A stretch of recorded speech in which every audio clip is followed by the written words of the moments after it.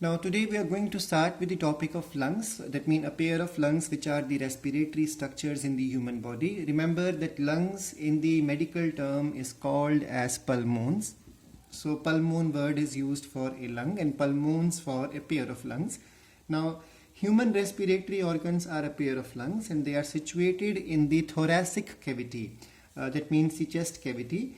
One on either side of the heart. You all have drawn in the assignment last time the diagram of the respiratory system. So heart is present in the middle and on each side there is one lung situated. The thoracic cavity is airtight chamber bound by the diaphragm. Now there are structures which cover the lungs at every side. So those structures are, we have diaphragm. Diaphragm makes the boundary below, so bound by the diaphragm on the lower side. Then we have the sternum. Sternum is in the front side. Sternum is also called as chest bone or the breastbone. And then we have ribs on the sides, left side as well as the right side. And then we have the thoracic vertebrae which are present towards the back side. Thoracic vertebrae are the portion of the backbone which is present in the chest region.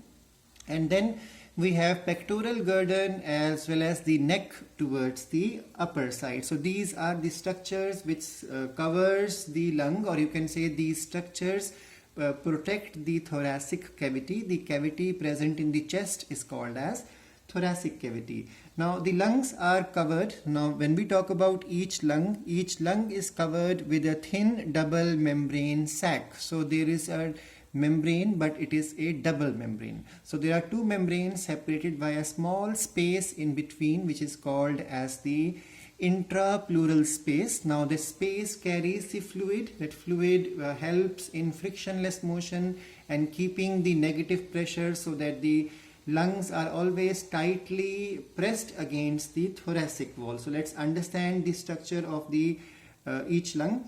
So the lungs are covered by extremely thin double membrane sacs which are called as the pleural sacs, and then the outer membrane of the pleural sac is called as parietal and the inner one is called as visceral. In biology, whenever there is a double membrane structure, we will be learning about them in detail even in the 12th class also. So outer, even in the case of heart diagram, we will be learning that. So outer is always called as parietal and the inner one is always called as the visceral one. In this case, the visceral pleuron can also be called as pulmonary pleuron because it is surrounding the lungs. The parietal pleuron is in contact with the thoracic walls and the diaphragm, while the pulmonary pleura is in contact with the lungs. The space between the two pleurons is called as the pleural cavity, also called as intrapleural space. And this space is very much narrow, so it's a thin space, and this space carries the fluid called as the pleural fluid. Now the pleural fluid is always under a negative pressure. This negative pressure is -4 mmHg. I think you all know in physics what exactly this stands for. And this negative pressure is because the fluid present there is always sucked up by the lymphatic system. So that's why there is a negative pressure there. Now this negative pressure is important because this negative pressure, this comes a lot in the MCQs.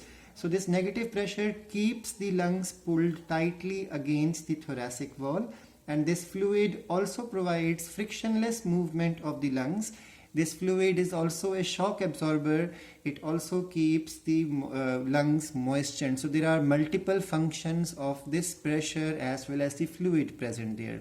So these are the functions of the fluid, and the importance of negative pressure is mentioned here. And remember the value because this value comes in the MCQ questions. Now the next thing to understand is that the pleural sac of two lungs, so I haven't drawn the complete thing here. There will be double membrane present even in this portion.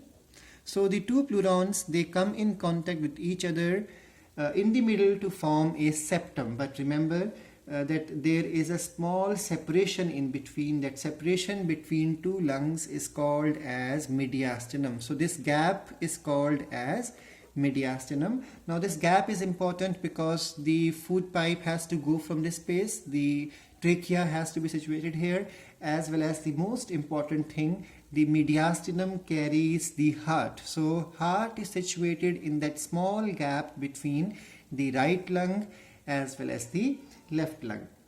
Now externally the lungs, if you see both the lungs, you can understand some differences are there which I have mentioned on the corners on both sides. So when we look at the lungs, lungs are soft, spongy, elastic, and they appear to be slightly conical in shape, not completely conical but slightly conical in shape. And then you can see there is a narrow apex and a broader base. So and then this portion appears to be convex and this portion appears to be concave. So when you have to describe the structure, you can say that lungs, each lung has a narrow apex towards the upper portion. So you can say towards the neck portion, because neck is present on this part. And then it has a broad concave base which is just above the diaphragm, because diaphragm is present here.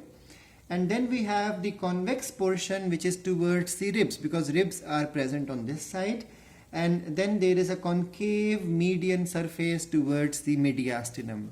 So towards the heart it is concave, towards the ribs it is convex, towards the base it is again concave, towards the diaphragm, and a narrow apex towards the tip portion. So each lung has a triangular depression called as hilum. There is a small depression present here, a small depression present here. That depression is the place.